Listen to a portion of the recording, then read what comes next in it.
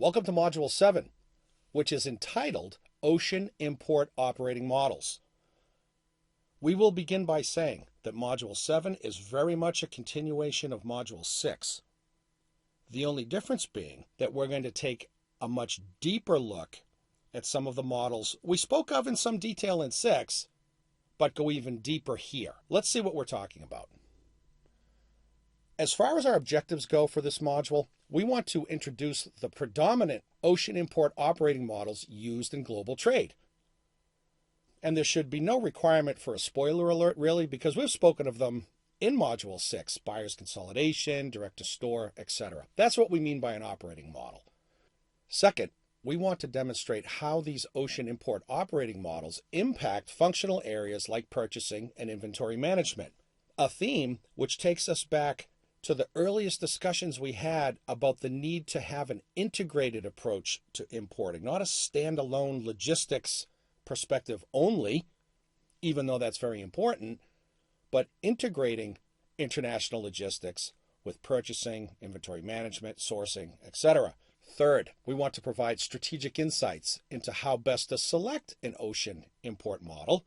And then fourth, share detailed operational information on each model, as we've done all along.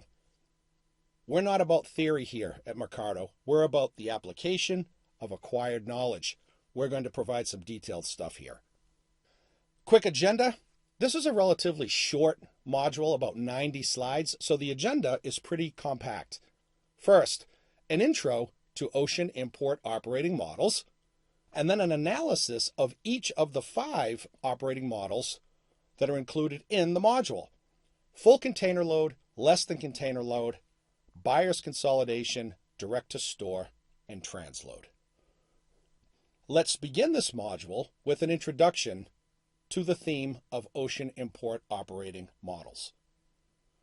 We will begin with a little definition and some clarification about what exactly it is we're talking about. An ocean import operating model can be described as the specific modes and methods that a BCO employs to move merchandise from origin to its point of distribution in the country of destination. How does an importer get stuff done, and what are the specific ways in which they do those things? As we said just a moment ago in our agenda, the models that will be studied in the module are FCL, LCL, buyer's consol, as it is oftentimes called, direct-to-store, and transload. We should point out as a note that import operating models are also applicable to modes of transport other than ocean freight. There are air freight operating models, truck, rail, and multimodal, especially when importing in North America. Imports from Canada into the U.S., imports from Mexico into the U.S. that involve truck, rail, and or multimodal.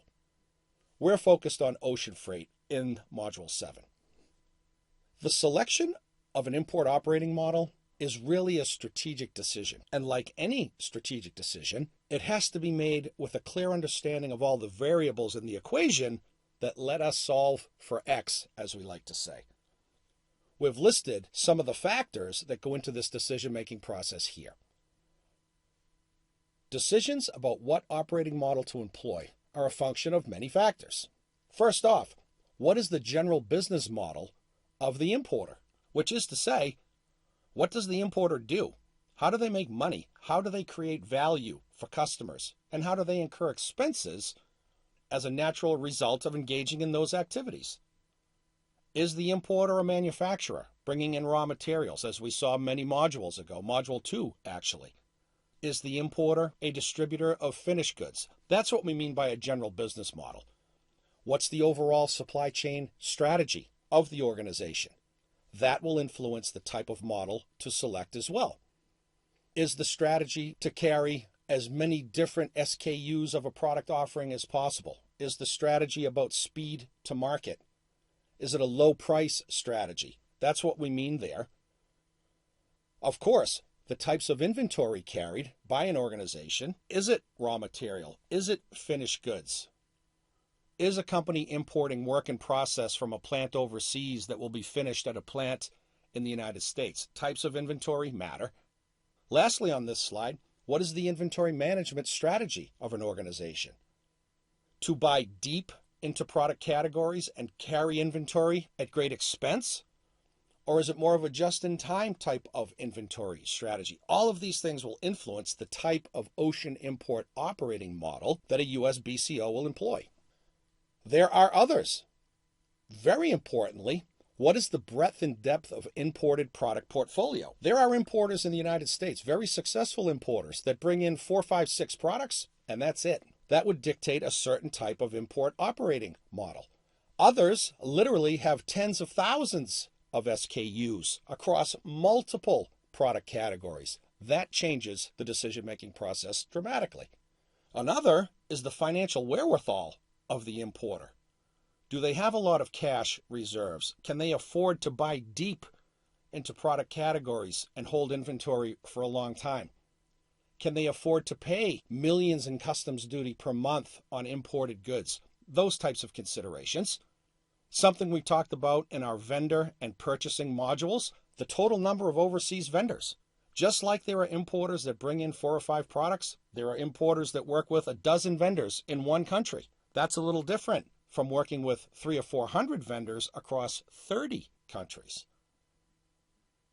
Naturally, one of the big topics that we've discussed, last sub-bullet point here, another consideration, is the vendor manufacturing model. Are we buying from vendors that build to stock, or are we buying most predominantly from vendors that build to order? Those are considerations too around the import operating model. Some more tactical considerations.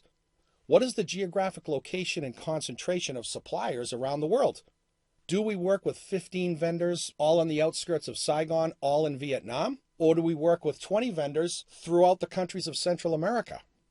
That's going to change the import operating model too. Needless to say, flip that concept around, geographic location and concentration of customers. Where are we shipping this stuff to as it comes in from overseas? Another, as we'll see in upcoming examples, is the number and location of U.S. distribution points. A U.S. importer might distribute from one location in Dallas, Texas for the whole country, or have a dozen distribution points.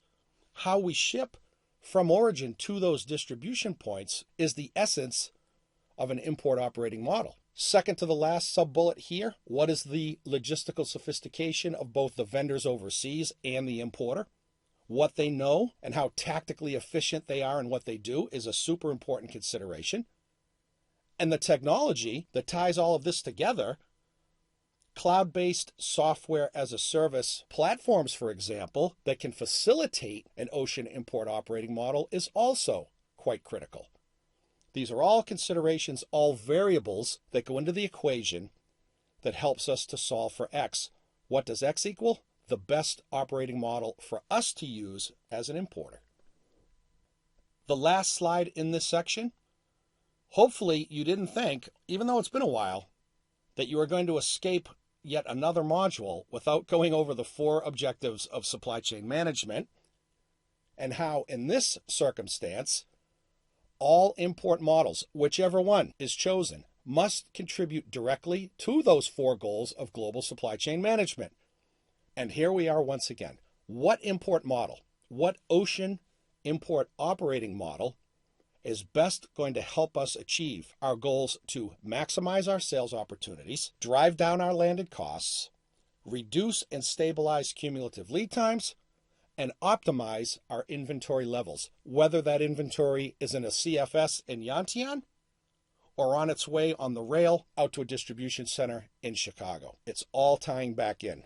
The ocean import operating model must contribute to these 4 goals. And finally, the model itself must also serve as a key integrator of the entire inbound supply chain. After all, that was the name of our very first module, an integrated approach to importing into the United States. Once again, we're coming full circle.